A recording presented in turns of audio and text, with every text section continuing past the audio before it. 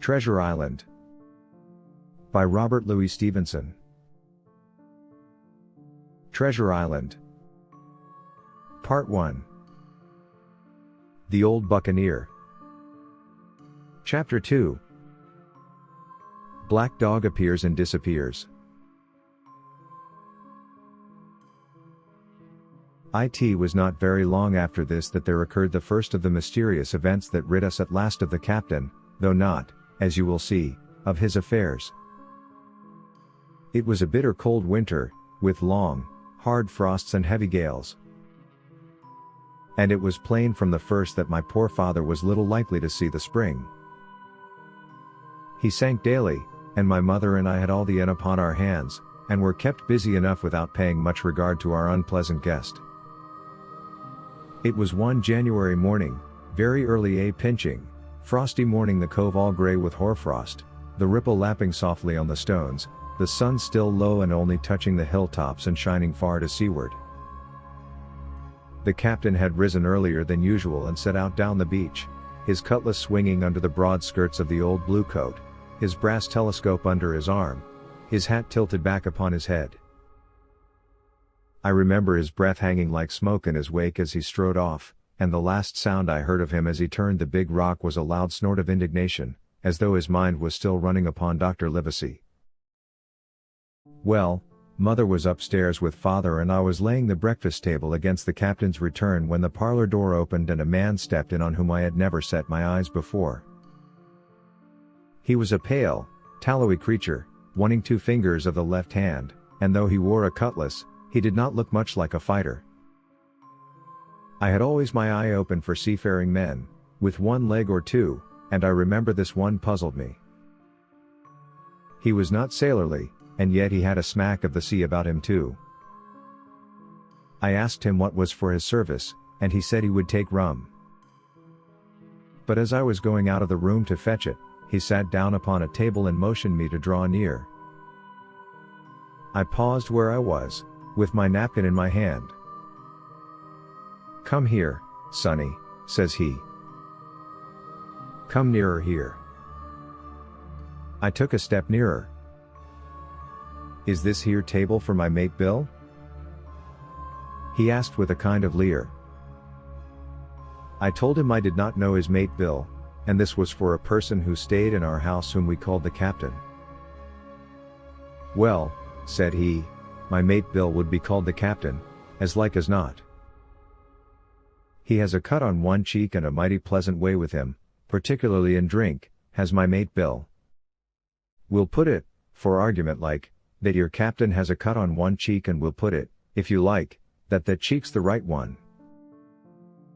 "Ah, well, I told you. Now, is my mate Bill in this here house?" I told him he was out walking. "Which way, sonny? Which way is he gone?" And when I had pointed out the rock and told him how the captain was likely to return, and how soon, and answered a few other questions, "Ah," said he, "this'll be as good as drink to my mate Bill." The expression of his face as he said these words was not at all pleasant, and I had my own reasons for thinking that the stranger was mistaken, even supposing he meant what he said. But it was no affair of mine, I thought. And besides, it was difficult to know what to do. The stranger kept hanging about just inside the inn door, peering round the corner like a cat waiting for a mouse. Once I stepped out myself into the road, but he immediately called me back, and as I did not obey quick enough for his fancy, a most horrible change came over his tallowy face, and he ordered me in with an oath that made me jump. As soon as I was back again he returned to his former manner, half fawning, half sneering, patted me on the shoulder, told me I was a good boy and he had taken quite a fancy to me.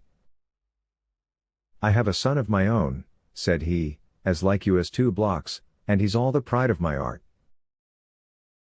But the great thing for boys is discipline, sonny, discipline. Now, if you had sailed along of Bill, you wouldn't have stood there to be spoke to twice, not you.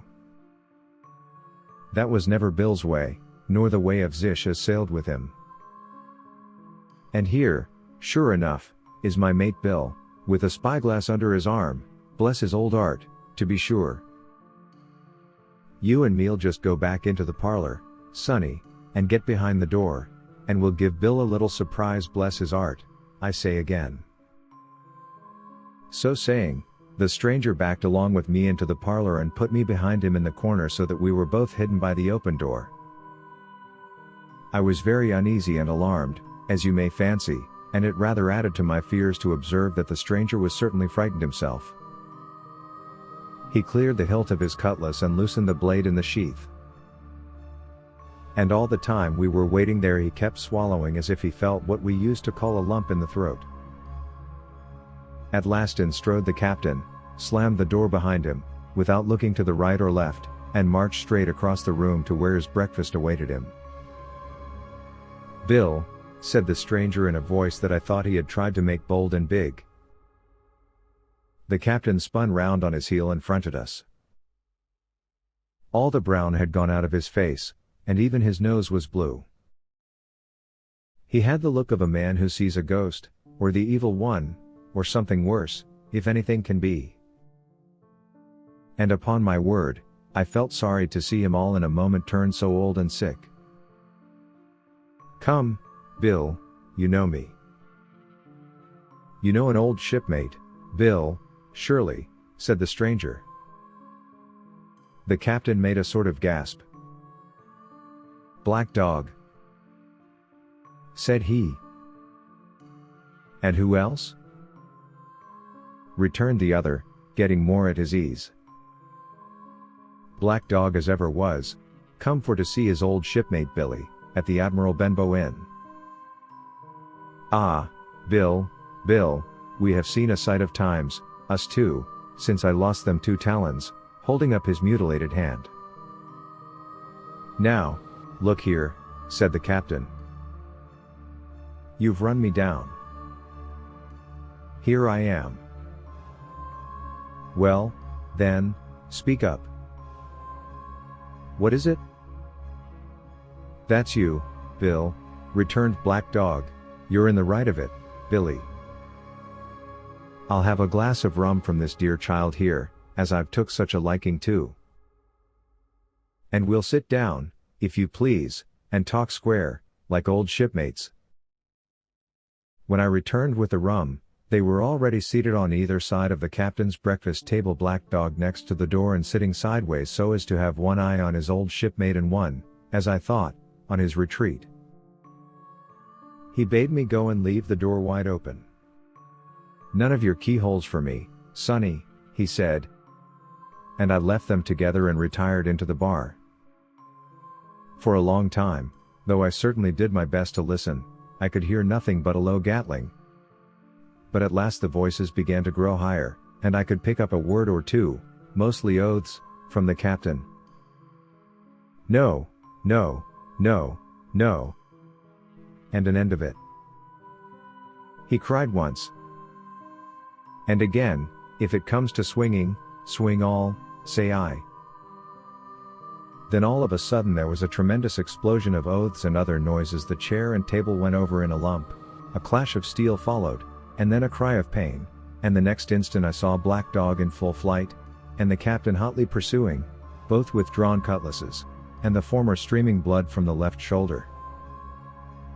Just at the door the captain aimed at the fugitive one last tremendous cut, which would certainly have split him to the chine had it not been intercepted by our big signboard of Admiral Benbow. You may see the notch on the lower side of the frame to this day. That blow was the last of the battle. Once out upon the road, Black Dog, in spite of his wound, showed a wonderful clean pair of heels and disappeared over the edge of the hill in half a minute. The captain, for his part, stood staring at the signboard like a bewildered man. Then he passed his hand over his eyes several times and at last turned back into the house. "Jim," says he, "rum."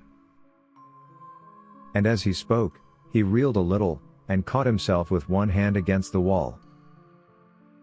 "Are you hurt?" cried I. "Rum," he repeated.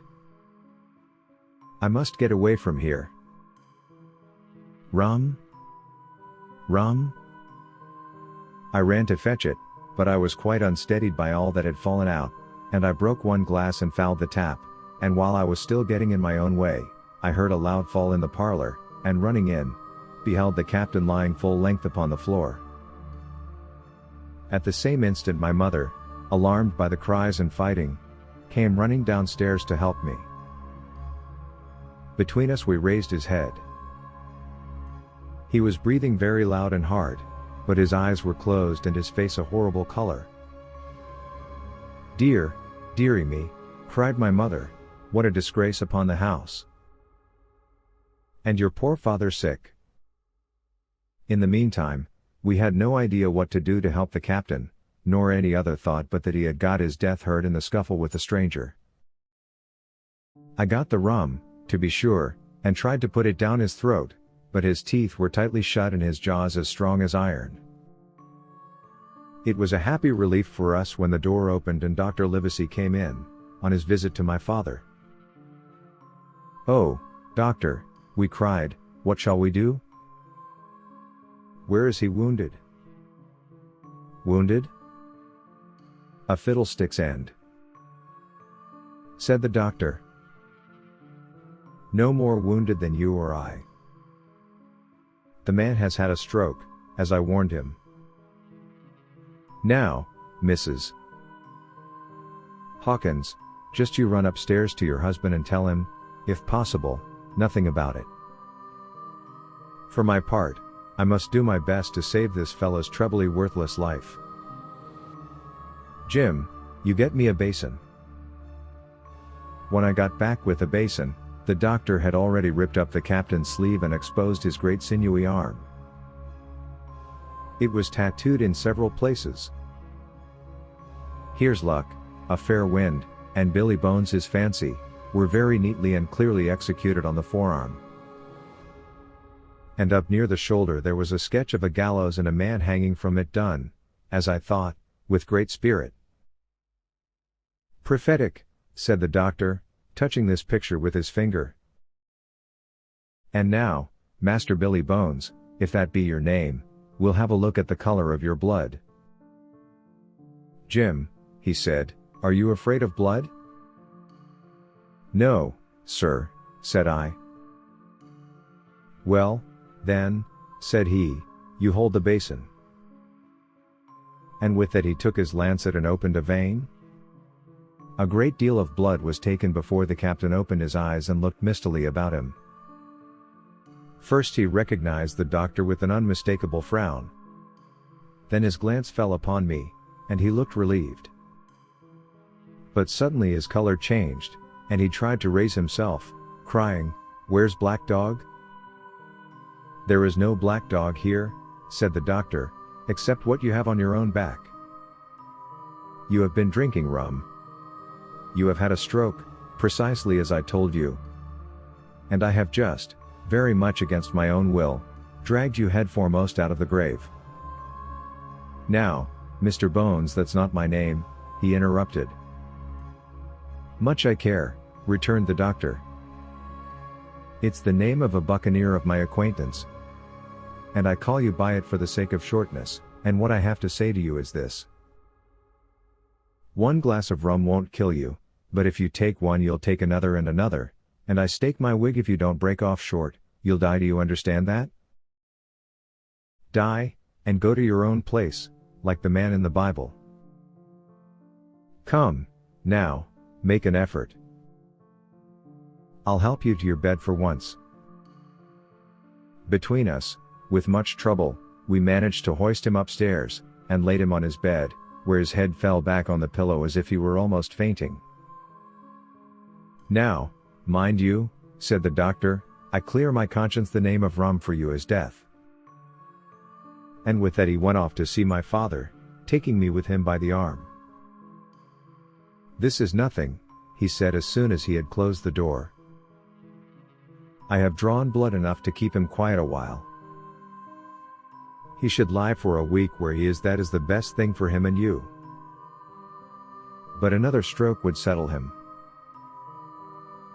Treasure Island. Part 1. End of Chapter 2. Black dog appears and disappears.